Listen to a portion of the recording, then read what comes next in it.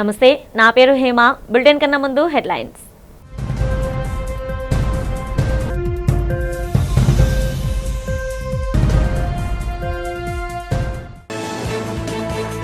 Aqua రంగాభివృద్ధికి ecosystem అమలు చేస్తాం. ముఖ్యమంత్రి నారా చంద్రబాబు నాయుడు. మత్స్యకారులకు మోటరైజ్డ్ బోట్లు అందిస్తామని ప్రకటన.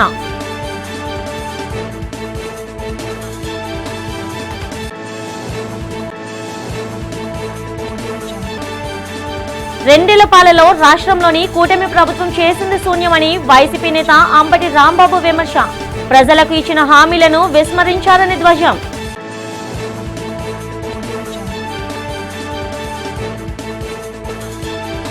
రాష్ట్రానికి పెట్టుబడుల లక్ష్యంగా రష్యాలో మంత్రి నారా లోకేష్ పర్యటన. రాష్ట్రంలో పారిశ్రామిక అభివృద్ధికి రష్యా వ్యాపారవేత్తలు ఆసక్తి చూపుతున్నారని వెల్లడి.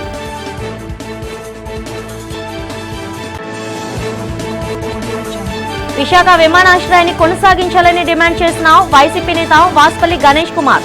భోగాపురం విమానాశ్రయంతో విశాఖ ప్రజలకు తిప్పలు తప్పవని ఆవేదన. ఆక్వా రంగాభివృద్ధికి ఏకోసిస్టమ్ను అమలు చేయనున్నట్లు రాష్ట్ర ముఖ్యమంత్రి నారా చంద్రబాబు నాయుడు తెలిపారు. నగరంలో జరిగిన సీఫుడ్ జాతీయ వర్క్షాప్లో పాల్గొని మీడియాతో మాట్లాడారు. ఆక్వా రంగానికి దేశానికి లైట్ హౌస్లా ఉండేలా రాష్ట్రాన్ని తీర్చిదిద్దుతామన్నారు. సీఫుడ్ ప్రాసెసింగ్లో మరింత అభివృద్ధి చెందాల్సిన అవసరం ఉందని అభిప్రాయపడ్డారు. ఆక్వాలో టెక్నాలజీ ఇన్నోవేషన్లు పెద్దపీట వేయాలన్నారు. సీఫుడ్ ప్రాసెసింగ్లో విస్తృత అవకాశాలు ఉన్నాయని చెప్పారు. ప్రపంచవ్యాప్తంగా రోజురోజుకు ఆక్వా ఉత్పత్తులకు డిమాండ్ పెరుగుతుందని చంద్రబాబు నాయుడు తెలిపారు. అంతర్జాతీయంగా కొత్త మార్కెట్లకు మన ఆక్వా ఎగుమతులు వెళ్లాల్సిన అవసరాన్ని నొక్కి చెప్పారు. మెట్రోనైజ్డ్ బోట్లను మత్స్యకారులకు అందించడానికి తమ ప్రభుత్వం సిద్ధంగా ఉందని ప్రకటించారు. కేంద్ర ప్రభుత్వం అందిస్తున్న సహకారంతో రాష్ట్రంలో ఆక్వా రంగాన్ని ఉన్నత స్థాయికి తీసుకెళ్తామని చంద్రబాబు తెలిపారు. How they converted crisis into an opportunity. All of a sudden America increased the tariff. Aquaculture market and exports has totally taken as a shock. Nobody had any clue what to do, what is going to happen. Can they announce crop holiday? So many thoughts have come. I am very happy. Both ministries coordinate very well. This year we are able to export better than last year, 11,000 crores. That opportunity they are able to convert into that crisis, they are able to convert the opportunity. So many new markets they are able to establish, that is going to be long lasting. It is a lesson for all of us. Depending one market, whenever there is a crisis, then we don't have any options. Today we are having options. We can expand and then move forward. AP ప్రభుత్వం నిర్వహించిన mega డిఎస్సిలో భారీ అక్రమాలు జరిగాయని YSRCP MLC Chandrasekhar Reddy ఆరోపించారు. తాడేపల్లిలోని party కేంద్ర కార్యాలయంలో మాట్లాడిన ఆయన డిఎస్సి పరీక్షలు రాసిన అభ్యర్థులకు తీవ్ర అన్యాయం జరిగిందని ఆవేదన వ్యక్తం చేశారు. నిబంధనల ప్రకారం వర్టికల్, హారిజంటల్ రిజర్వేషన్లను అమలు చేయడంలో విద్యాశాఖ అధికారులు పూర్తిగా విఫలమయ్యారన్నారు. సెలక్షన్ లిస్ట్ విడుదల చేయకుండానే కాల్ లెటర్స్ పంపడంపై ఆయన తీవ్ర అభ్యంతరం వ్యక్తం చేశారు. విద్యా హక్కు చట్టం ప్రకారం టెట్ క్వాలిఫై కాకుండా కనీసం బీఈడీ, డిఈడీ కూడా చదవని వారికి ఉపాధ్యాయ పోస్టులు ఎలా ఇస్తారని చంద్రశేఖర్ రెడ్డి ప్రశ్నించారు. నేషనల్ గేమ్స్ లో గోల్డ్ మెడల్ వచ్చిన అభ్యర్థులను కాదని సెల్ఫ్ డిక్లరేషన్ రాసిచ్చిన వారికి, సర్టిఫికెట్స్ అప్లోడ్ చేయని వారికి ఏ ప్రాతిపదికన ఉద్యోగాలు కట్టబెట్టారని నిలదీశారు. ఈ డిఎస్సి పోస్టుల విక్రయంపై తక్షణమే సమగ్ర విచారణ జరిపించాలని ఆయన డిమాండ్ చేశారు. మేము కాల్ లెటర్స్ పంపించింది 1:1 రేషియోలోనే పంపించినాము అంటున్నారు. అసలు 1:1 రేషియోలో కాల్ లెటర్ పంపించినాము అంటే దాని అర్థం ఏంటి అని అన్నది ఒకసారి అర్థం చేసుకోవాలి. కాల్ లెటర్ కింద ఏదో కొన్ని కండిషన్స్ రాసినాము అంటారు. కండిషన్స్ ఎప్పుడు కూడా ఉంటాయి. తెచ్చినటువంటి సర్టిఫికేట్స్లో కనుక జెన్యున్నెస్ లేకపోతే వారికి పోస్ట్ ఇవ్వకుండా ఉండేదానికి అవకాశం ఉంటుంది. 1:1 అని మీరు కన్ఫర్మ్ చేస్తా ఉన్నారు. 1:1కి అర్థం ఏంటి అన్నది మీరు ఒకసారి అర్థం చేసుకోవాలి. రెండో పాయింట్కి వచ్చేటప్పటికి హారిజాంటల్ రిజర్వేషన్ అని మేము మొట్టమొదటిగా అప్లై చేసినాము. దానివల్ల ఈ సమస్యలు వస్తాయి. 1:1లో పిలిచినా కూడా ఉద్యోగాలు రావు. రష్యా పర్యటనలో ఉన్న ఆంధ్రప్రదేశ్ మంత్రి లోకేష్ రాష్ట్రానికి పెట్టుబడులు పారిశ్రామికాభివృద్ధి లక్ష్యంగా కీలక సమావేశాలు నిర్వహిస్తున్నారు. సెయింట్ పీటర్స్బర్గ్ లో ప్రముఖ రైల్ రోలింగ్ స్టాక్ తయారీదారు ట్రాన్స్మష్ హోల్డింగ్ ప్రతినిధులతో ఆయన భేటీ అయ్యారు. తిరుపతి జిల్లా శ్రీ సిటీలోని ఏకోసిస్టమ్ను ఉపయోగించుకొని రైల్ విడిభాగాల అసెంబ్లింగ్ ప్లాంట్, లోకోమోటివ్, బోగిల తయారీ కేంద్రాన్ని ఏర్పాటు చేయాలని ఈ సందర్భంగా వారిని ఆహ్వానించారు. మరోవైపు Saint Petersburg government regional foreign affairs విభాగం చీఫ్ ఎక్స్పర్ట్ పోలినా పొలికినాతో జరిగిన భేటీలో డిజిటల్ విద్య, డేటా ఆధారిత నగర నిర్వహణపై చర్చించారు. ఆయా విధానాలను ఏపీలో అమలు చేసేందుకు ఉమ్మడి వర్కింగ్ గ్రూపును ఏర్పాటు చేద్దామని లోకేష్ ప్రతిపాదించారు. అలాగే global nuclear technology leader Rosatom director Abakunov ఎన్జీని కలిసి తీర ప్రాంత భూముల్లో నిరంతరాయ విద్యుత్ అందించేందుకు స్మాల్ మాడ్యులర్ రియాక్టర్ ఏర్పాటుపై చర్చించారు. వీటితో పాటు రాష్ట్రంలో nuclear medicine, food irradiation centre, nuclear desalination plant, అలాగే ఏరోస్పేస్ రక్షణ రంగాల కోసం న్యూక్లియర్ గ్రేడ్ మిశ్రమ లోహాలు, కార్బన్ ఫైబర్ కాంపోనెంట్స్ తయారీ యూనిట్లను ఏర్పాటు చేయాలని కోరారు.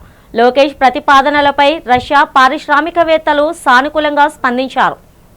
As countries like India are looking at alternative sources of energy form, it could be renewable, even having a strong position in electronics manufacturing, critical minerals also become very critical for us. That is where I believe that there's a lot of participation and partnership that can be created. And as a state, as you rightly said, we have about 1,000 kilometers of coastline. We have 6 operational ports, many more ports coming on stream.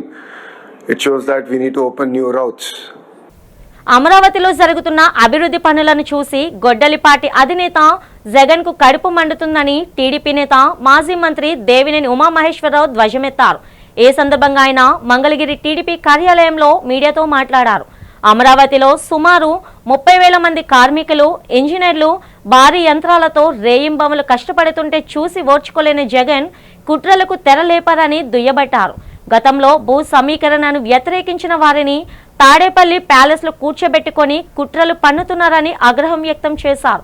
ఇటీవల జగన్ను కలిసి ప్రభుత్వంపై విమర్శలు గుప్పించిన ఓ వ్యక్తి 24 గంటల్లో మనసు మార్చుకొని తన భూమిని సమీకరణ కింద ఇచ్చేందుకు ముందుకొచ్చారని తెలిపారు.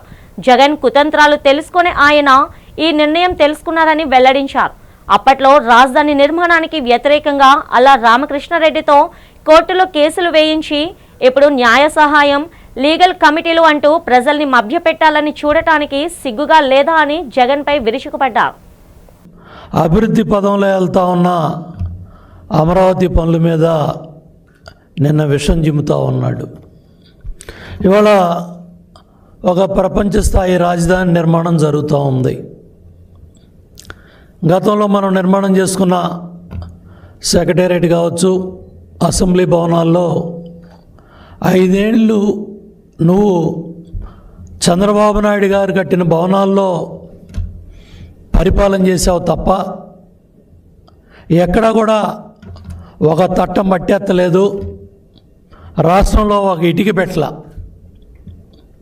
ఇవాళ రాష్ట్రం విడబడిన తర్వాత కేంద్ర ప్రభుత్వం, రాష్ట్ర ప్రభుత్వం కలిసి ఒక ప్రపంచ స్థాయి రాజధాని నిర్మాణం జరుగుతూ ఉంటే చక్కటి ఐకానిక్ బిల్డింగ్లు కానీ, భవనాలు కానీ, అక్కడ సీడ్ యాక్సెస్ రోడ్స్ కానీ, జరుగుతూ ఉన్న రిజర్వాయర్ నిర్మాణం కానీ, అసెంబ్లీ కావచ్చు, హైకోర్టు భవనాలు కావచ్చు, జ్యుడిషియల్ కాంప్లెక్స్లు కావచ్చు, సెక్రటేరియట్ హెచ్ఓడి బిల్డింగ్లు కావచ్చు, దేశీయంగా రాష్ట్ర వ్యాప్తంగా ఉన్న సంస్థలన్నీ కూడా కలిసి సుమారు 30,000 మంది కార్మికులు, ఇంజనీర్లు, వివిధ సంస్థలు చాలా పెద్ద ఎత్తున ఆధునిక యంత్రాలతో ఎండనక, వాననక, రాత్రనక పనులు జరుగుతూ ఉంటే చూసి ఓరవలేక, చూడలేక, ఏడవలేక, తట్టుకోలేక ఏంది జగన్మోహన్ రెడ్డి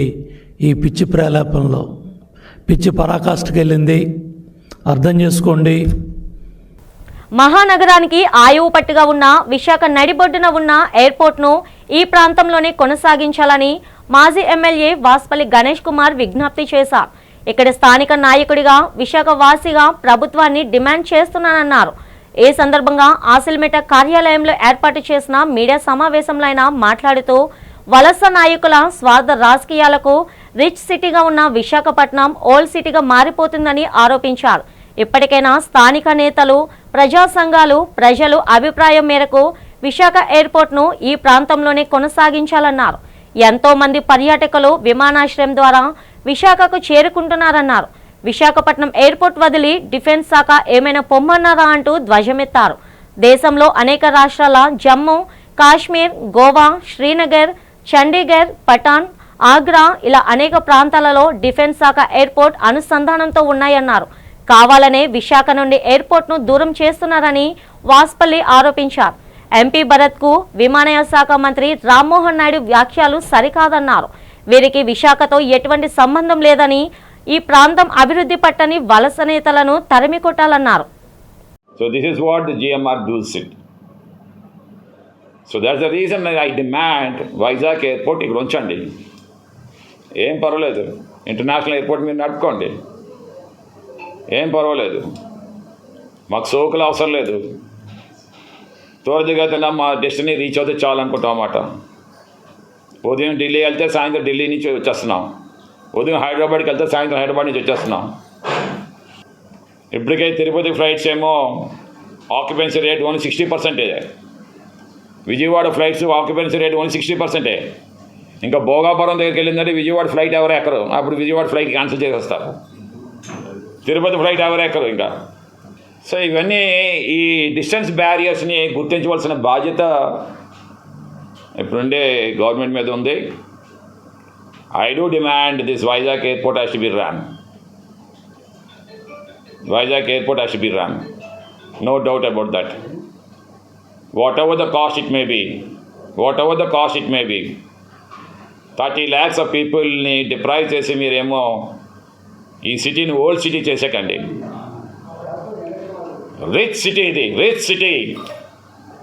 అటువంటి రిచ్ సిటీని ఏమో ఓల్డ్ సిటీ చేసేవద్దని చెప్తున్నది. హెరిటేజ్ అంతే ఎక్కడుందండి ఈరోజు? బ్రిటిష్ కల్నీలో రూల్ ఎక్కడుందండి? విశాఖపట్నంలో ఆనవాళ్ళని కూడా ఓల్డ్ సిటీలోనే. ఫ్రెంచ్ రెజిమెంట్స్ ఎక్కడ ఉన్నాయండి?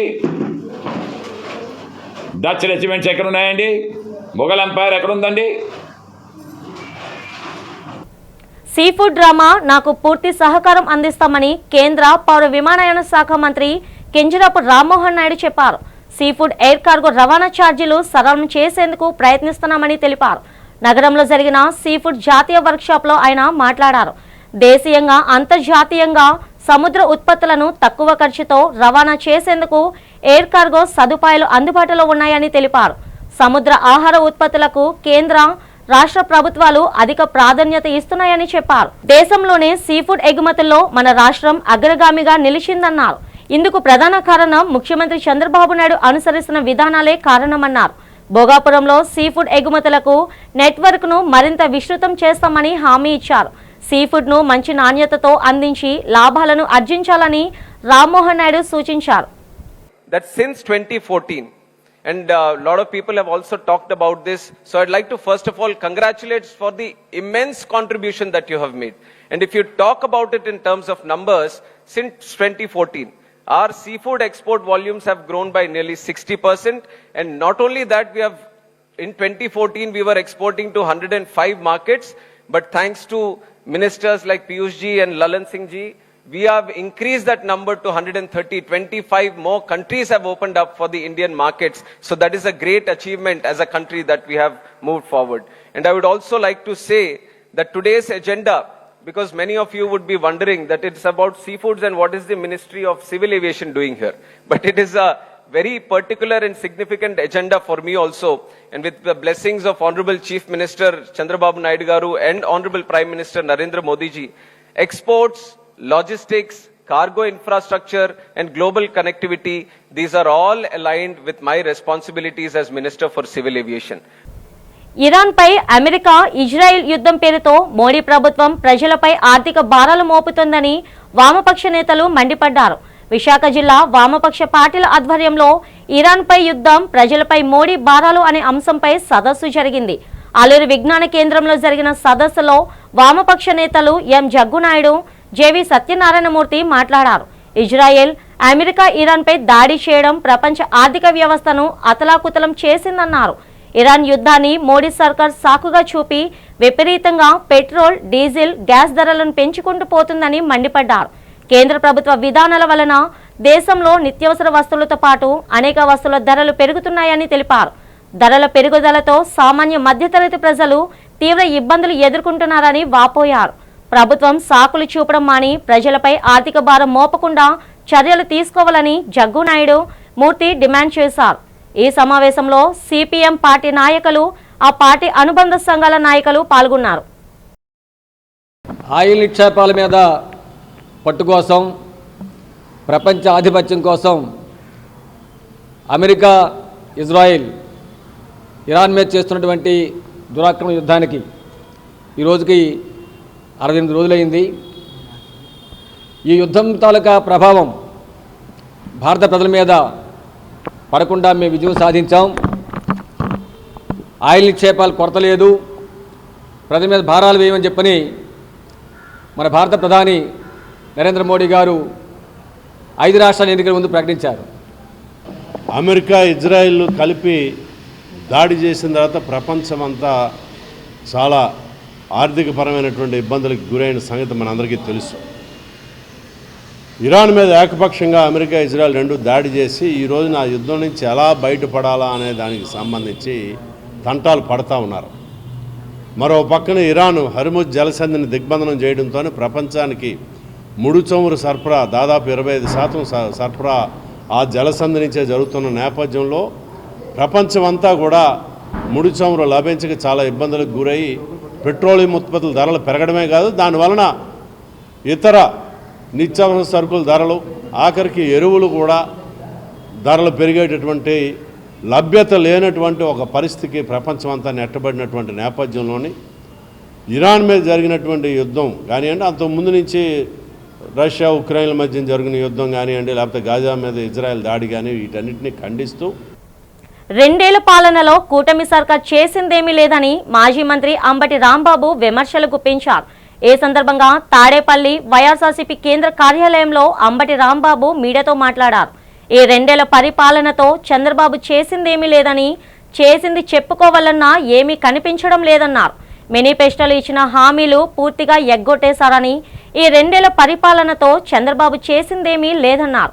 వైఎస్ఆర్సీపీ అధినేత మాజీ సీఎం వైఎస్ జగన్మోహన్ రెడ్డి మీద బురద జల్లడం, వైసీపీ నాయకులపై అక్రమ కేసులు పెట్టడమే చంద్రబాబు పనిగా పెట్టుకున్నారని విమర్శించారు. వైఎస్ జగన్ ఎల్లో మీడియా తప్పుడు ప్రచారం చేస్తుందని, ఈ 2 ఏళ్లలో చంద్రబాబు చేసిందేమీ లేక రాజకీయ కక్షలు తీర్చుకోవడానికి మాత్రమే చంద్రబాబు పని చేస్తున్నారన్నారు. లిక్కర్ స్కామ్ జరగకున్నా తప్పుడు ప్రచారం చేస్తున్నారు. ప్రతి పైసా ప్రభుత్వ ఖజానాలోకి తీసుకొచ్చిన ఘనత వైఎస్ జగన్ది మాత్రమే అన్నారు. చంద్రబాబు గతంలో లిక్కర్ పేరుతో లెక్కలేనన్ని స్కామ్లు చేశారని, లిక్కర్లో చంద్రబాబు 25,000 కోట్ల స్కామ్ చేశారని ఆరోపించారు. 2 సంవత్సరాలు అయింది పరిపాలన. ఏం చేశారాయా చంద్రబాబు నాయుడు గారు? మీరేమైనా చేశారంటే అన్ని చేశారంట, అన్ని చేసేసారంట. సూపర్ 6 ఏమున్నాయండి? కూటమి వచ్చిన తర్వాత ఏం చేశారు? ఆడబిడ్డ నిధి అన్నారు. 18 సంవత్సరాలు నిండిన ప్రతి మహిళకి కూడా 1,500 రూపాయలు ఇస్తానని చెప్పావు నెలకి. ఏమండి చంద్రబాబు నాయుడు గారు చేశారా చెప్పండి? 2, నిరుద్యోగ భృతి ప్రతి నిరుద్యోగికి 3,000 రూపాయలు నెలకి ఇస్తామని బాబు కొడుకులు ఇద్దరు ఊదరగొట్టారు. అయిపోయింది అన్నారు. ఒక్కడికి ఇచ్చామండి, నాకు అర్థం కాలేదు. భోగాపురం విమానాశ్రయం ప్రారంభించిన నగరం నడిబొడ్డున ఉన్న విశాఖ విమానాశ్రయాన్ని కొనసాగించాలని సిపిఎం విశాఖ జిల్లా కార్యదర్శి ఎం జగ్గునాయుడు కేంద్ర, రాష్ట్ర ప్రభుత్వాలను డిమాండ్ చేశారు. నగరంలోని సిపిఎం విశాఖ జిల్లా కార్యాలయంలో జరిగిన మీడియా సమావేశంలో ఆయన మాట్లాడారు. విశాఖను ఆర్థిక రాజధానిగా, ఐటీ హబ్గా అభివృద్ధి చేస్తామంటున్న ప్రభుత్వం విమానాశ్రయం లేకుండా అభివృద్ధి ఎలా జరుగుతుందని ప్రశ్నించారు. భోగాపురం విమానాశ్రయానికి చేరుకోవాలంటే నగర ప్రజలు 60 కిలోమీటర్లు ప్రయాణించాల్సిన దుస్థితి నెలకొంటుందన్నారు. పరవాడ నుండి మధురవాడ వరకు ఉన్న పరిశ్రమలు, ఐటీ సంస్థలు, ఉద్యోగులు రాకపోకలు సాగించాలంటే చాలా కష్టమన్నారు. పరిశ్రమల్లో ప్రమాదం జరిగితే మెరుగైన వైద్యానికి ఇతర రాష్ట్రాలకు తరలించాల్సి వస్తే నగరం నుండి 60 కిలోమీటర్ల భోగాపురం విమానాశ్రయానికి వెళ్లాల్సి ఉంటుందన్నారు. ప్రయాణికులకు స్వాగతం వీడ్కోలు చెప్పేందుకు ప్రజలు కూడా నానా ఇబ్బందులు పడతారని జగ్గునాయుడు తెలిపారు. దీన్ని దృష్టిలో పెట్టుకుని ముఖ్యమంత్రి చంద్రబాబు నాయుడు విశాఖ విమానాశ్రయాన్ని కొనసాగిస్తామని ప్రకటన చేయాలని డిమాండ్ చేశారు. విజయనగరం జిల్లా భోగాపురం ఎయిర్పోర్ట్ని వచ్చే నెల ప్రారంభిస్తున్నట్లు ప్రకటించారు. సంతోషం, మంచిదే. అయితే అది ప్రారంభించాక విశాఖపట్నం ఎయిర్పోర్ట్ని మూసేయడం కోసం రంగం సిద్ధమవుతూ ఉంది. ఇది అత్యంత ఆందోళనకర విషయం.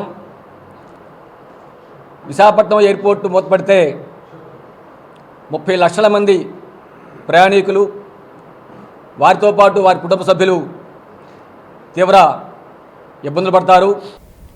డిఎస్సి 2025 నియామకాలు పూర్తి పారదర్శకంగా సుప్రీంకోర్టు తీర్పులు మరియు జీఓఎం సీరియల్ నెంబర్ 77 ప్రకారమే జరిగాయని ప్రభుత్వ ప్రత్యేక ప్రధాన కార్యదర్శి ఎస్ఎస్ రావత్, విద్యాశాఖ కార్యదర్శి కోన శశిధర్, సాప్ ఎండి భరణి స్పష్టం చేశారు.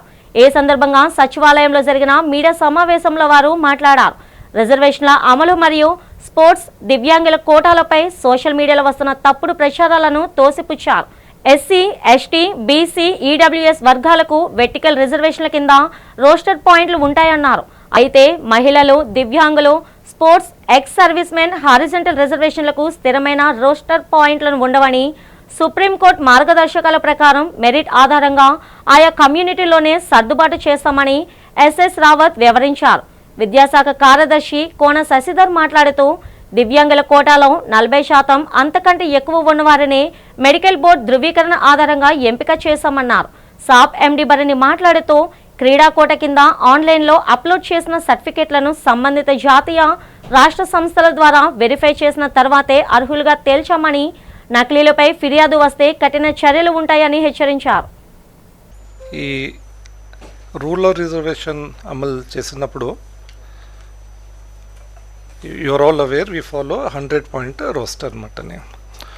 ఆ రోస్టర్లో we follow vacancy based system. Vacancies ఉన్నాయి కదా, వెకాన్సీస్లో ఉమెన్కి ఏ తమాషా ప్రకారం చేయాలని, ఎస్సీ, ఎస్టీ, బీసీకి, ఈడబ్ల్యూఎస్కి ఏ తమాషా ప్రకారం చేయాలని అది రెగ్యులేట్ చేయడానికి ఈ ఒక 100-point రోస్టర్ చేయడం జరిగింది. సో ఒక 100 వేకెన్సీస్ అయితే రోస్టర్ పాయింట్ ఉంటుండే, number 1 roster point, 200 roster point, దాంట్లో ఫిక్స్డ్ రోస్టర్ పాయింట్ మనం పెడదాం అనమాట. సో ఆ fixed roster point we specify, number 1 is this category, number 2 is this category, SC, ST, BC వచ్చి ఇయర్ మార్క్ చేసేసి we have for every category fixed roster point.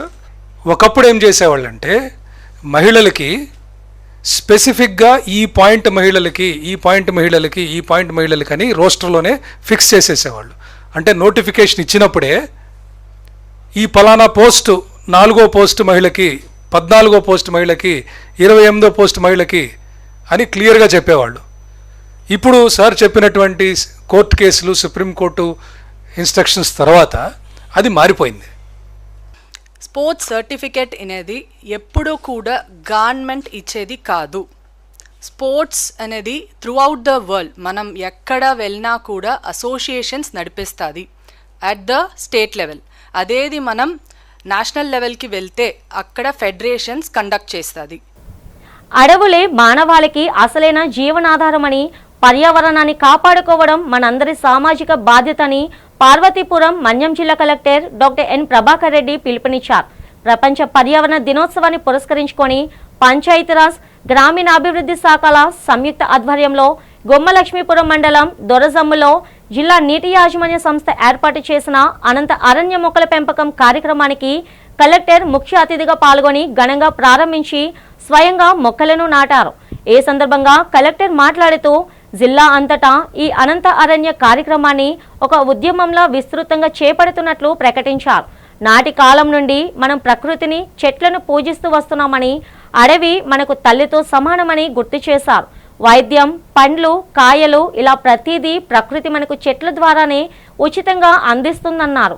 అయితే మారుతున్న కాలంతో పాటు రకరకాల కారణాల వల్ల అడవులు, చెట్ల సంఖ్య తగ్గిపోవడం ఆందోళనకరమని పేర్కొన్నారు. మనం మంచి అడవుల మధ్య ఉన్నాం. మనకు అడవి అనేది తల్లికి సమానం. అడవులో చెట్లని మనం పూజిస్తాం. చెట్లే మన జీవనాధారం. చెట్ల ద్వారానే మనం పండ్లు, కాయలు, ఆకులు, వైద్యం అన్నీ కూడా మనకు తల్లిలాగా సేవలు అందించేటువంటిది ఏమైనా ఉందంటే ఈ మొక్కలు, ఈ చెట్లే. మనం ఏమి తినాలన్నా కూడా ప్రకృతి మనకు చెట్ల ద్వారానే ఇస్తుంది. బీచ్ షాక్ పేరుతో విశాఖ బీచ్ ఒడ్డున మద్యం అమ్మకాలు చేపట్టాలనే ప్రభుత్వ నిర్ణయాన్ని ఐద్వా విశాఖ జిల్లా అధ్యక్షులు ఆర్ఎన్ మాధవి ఎద్దేవా చేశారు. బీచ్లో మద్యం అమ్మకాలు నిర్ణయాన్ని ప్రభుత్వం వెనక్కి తీసుకోవాలని డిమాండ్ చేస్తూ ఐద్వా ఆధ్వర్యంలో మహిళలు నిరసన తెలిపారు.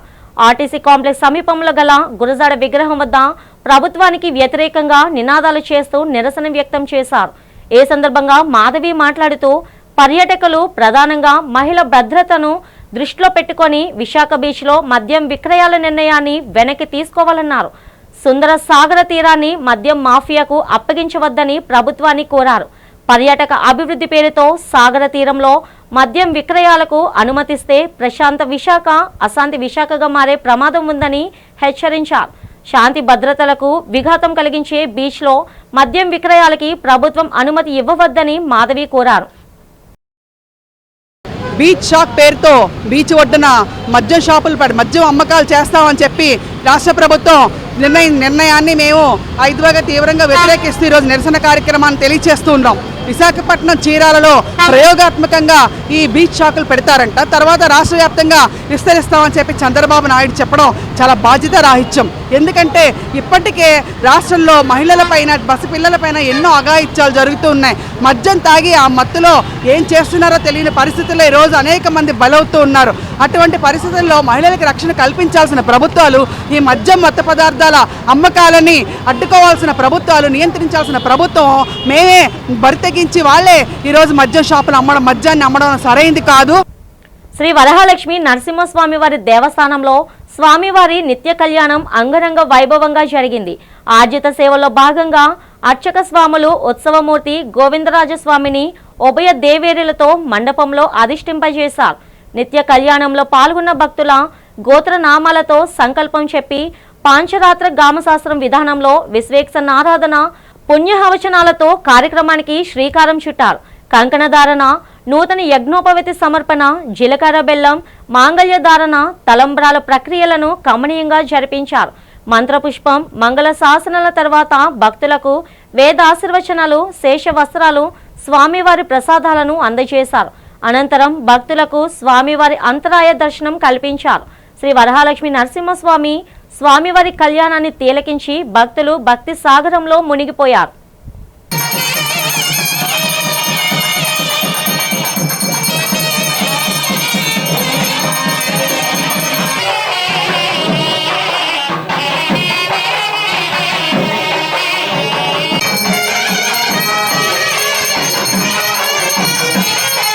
బులెటిన్ ముగిస్తుండగా హెడ్లైన్స్ మరోసారి.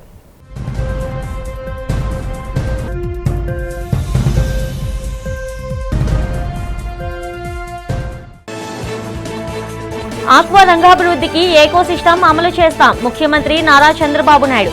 మత్స్యకారులకు మోటరైజ్డ్ బోట్లు అందిస్తామని ప్రకటన.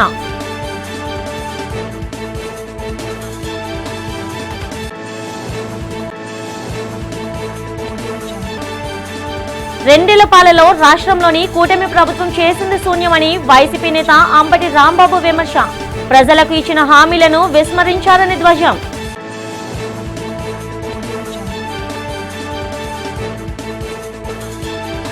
రాష్ట్రానికి పెట్టుబడుల లక్ష్యంగా రష్యాలో మంత్రి నారా లోకేష్ పర్యటన. రాష్ట్రంలో పారిశ్రామిక అభివృద్ధికి రష్యా వ్యాపారవేత్తలు ఆసక్తి చూపుతున్నారని వెల్లడి.